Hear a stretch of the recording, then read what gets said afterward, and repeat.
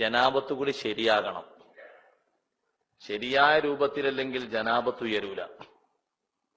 ഉദാഹരണമായിട്ട് നിങ്ങൾ നോക്ക്, നിയ്യത്ത് അതിൽ മർമ്മ പ്രധാനമാണ്. വെള്ളം ശരീരത്തിലേക്ക് മുഴുവനും തട്ടുക എന്നുള്ളതല്ല കുളി. കുളിക്ക് രണ്ട് ഫർള. ഒന്ന് നിയ്യത്ത്, കുളിന്റെ ഫർള് കരുതിയിട്ട് ജനാബത്ത് കരുതിയിട്ട് നിയ്യത്ത് വെക്കുക. രണ്ടാമത്തതായി ശരീരത്തിലെല്ലാ ഭാഗത്തും വെള്ളമെത്തണം. അവിടെ ബക്കറ്റിൽ നിന്ന് കോരി കുളിക്കുന്ന ആളുകളാകുമ്പോൾ പ്രത്യേകം ശ്രദ്ധിക്കണം. ബക്കറ്റിൽ നമ്മൾ നിയ്യത്ത് ചെയ്തിട്ട് നമ്മൾ അതിൽ നിന്നൊരു ഇങ്ങനെ കോരിയെടുത്തു. അപ്പൊ നമ്മുടെ കൈ നനഞ്ഞു.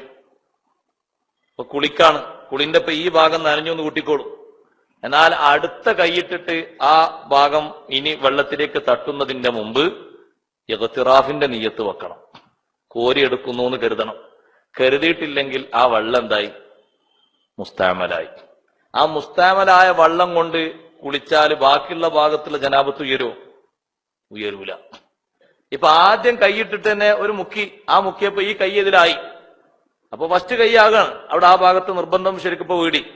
അപ്പൊ അങ്ങനെ ഒരു കോപ്പ് എടുത്തിട്ട് തലയിലേക്ക് ഇങ്ങനെ ഒഴിച്ചു. അപ്പൊ തലന്റെ ജനാബത്ത് ഉയർന്നേത് തട്ടിയെടുത്തൊക്കെ. രണ്ടാമതും ആ കൈ വെച്ച് ഈ നനഞ്ഞ ഭാഗം അതിലേക്ക് തട്ടുന്നതിന്റെ മുമ്പ് ഇഗ്തിറാഫിന്റെ നിയ്യത്ത് വെക്കണം. അതേതാണോ ഭാഗം അതിലേക്ക് സ്പർശിക്കുന്ന ആ ഭാഗം കോരിയെടുക്കാന്ന് കരുതണം. ഷവറിൽ നിന്ന് കുളിക്കുമ്പോ പിന്നെ ആ പ്രശ്നം വരില്ല.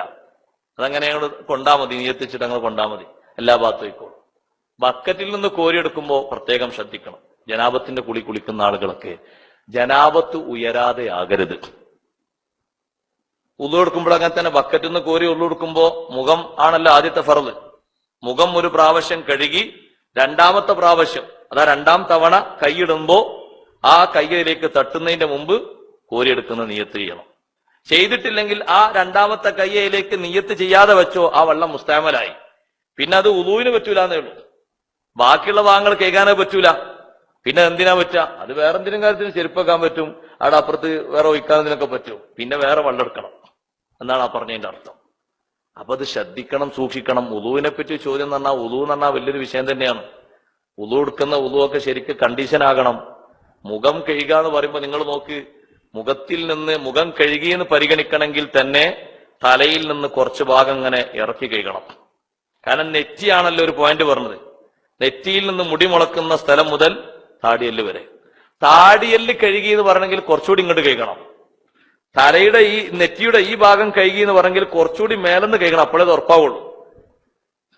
മുട്ട് കറക്റ്റ് ഇങ്ങനെ വെച്ച് തേമ്പിയാ പോരാ, മുട്ടിന്റെ കുറച്ചുകൂടി ഇങ്ങോട്ട് കഴുകണം. ഇവിടെ ഇങ്ങനെ വെള്ളം കൊണ്ടൊന്നും ഇങ്ങനെ വരച്ചാ പോരാ, ശരിക്ക് വെള്ളം ഒലിപ്പിക്കണം. ഷർത്തായ ഷർത്തുകളൊക്കെ പാലിച്ച് ഉളു എടുക്കണം. ഷർത്ത് പാലിക്കാതുള്ള ഉളു ആവൂല. അപ്പൊ വെള്ളം കുറച്ചിങ്ങനെ നനഞ്ഞു, ആ നനഞ്ഞ വെള്ളം ഇങ്ങനെ അങ്ങോട്ട് തേമ്പി അത് പോരാ, വെള്ളം ഇങ്ങനെ ഒഴുകണം. ശരിക്ക് ഇങ്ങനെ വെള്ളം കോരി ആ വെള്ളം ഇങ്ങനെ ഒഴുകണം. ആ ഒഴുകുമ്പോൾ തന്നെ ഈ മുട്ടിന്റെ ഭാഗത്ത് കറക്റ്റ് ആയിട്ടാകരുത്, കുറച്ചുകൂടി കയറ്റിയിട്ടാകണം. അപ്പോഴേ ഫർള് വീടുള്ളൂ. സുന്നത്തിനാണെങ്കിൽ കുറച്ചുകൂടി ഇപ്പുറത്തേക്ക് വേണം. അപ്പൊ ഉളു എടുക്കുന്ന സമയത്ത് അത്തരത്തിലുള്ള ഭാഗങ്ങളൊക്കെ നമ്മൾ ശരിക്കും ശ്രദ്ധിക്കണം. വെള്ളം ഇങ്ങനെ കാലിനെടുത്ത് വെച്ചാൽ പോരാ, ഞെരിയാണിന്റെ കുറച്ചുകൂടി മേൽഭാഗത്ത് നിന്ന് കഴിക്കണം. അപ്പോഴേ ഞെരിയാണി കഴുകിയെന്ന് വരുള്ളൂ. ഞെരിയാണി കറക്റ്റായി അളന്നു മുറിച്ച് കഴിക്കണ്ടാന്ന്, അപ്പൊ പൂർണ്ണാവൂല. മേലെന്ന് കഴുകിയെങ്കിലേ അത് വരുള്ളൂ. തുൽമീനിലൊക്കെ പറഞ്ഞല്ലോ, മാലാ യുത്തിമുൽ വാജിബു ഇല്ലാ ബിഹി ഫഹുവ വാജിബ്. വാജിബ് വീടാൻ നിർബന്ധമായ സ്ഥലങ്ങൾ കൈകലും വാജിബാണ്, നിർബന്ധമാണ്. അപ്പൊ അത് പ്രത്യേകം പരിഗണിക്കണം. ഉളുവിൽ തന്നെ മുകളിലേക്ക് ഇങ്ങനെ വാർന്നു വെച്ചിരിക്കുന്ന മുടി, ആ മുടി ഇങ്ങനെ താഴോട്ടിട്ടാൽ നെറ്റിയുടെ പരിധിയിൽ നിന്ന് താഴോട്ട് പോകും. ആ മുടി ഇപ്പം മേലേക്ക് വാർന്നു വെച്ചിരിക്കുകയാണ്. അപ്പൊ ആ മുടിന്റെ മേലെ ഇങ്ങനെ തടവിയത്, ആ തടവല് ശരിയാകുമോ? കാരണം അത് ശരിക്ക് ആ മുടി തലന്റെ പരിധിയിലുള്ള മുടിയല്ല, പുറത്താ. തലന്റെ പരിധിയിൽപ്പെട്ട മുടിയോ തൊലിയോ തടവണം, അപ്പോഴേ തല തടവലാവുള്ളൂ. ഉദാഹരണം പറഞ്ഞാൽ മുടി നല്ലോണം ഉണ്ട്, ഒരാൾ ഇങ്ങനെ വാർന്നു വെച്ചിരിക്കുകയാണ്, മുടി ഇങ്ങനെ മുടിയാണ്. ആ മുടി ഇങ്ങനെ അങ്ങോട്ട് വാർന്നാൽ നെറ്റിന്ന് ഇങ്ങനെ അങ്ങോട്ട് പോരും, ഇവിടെ വെച്ചിട്ടുണ്ടാവും.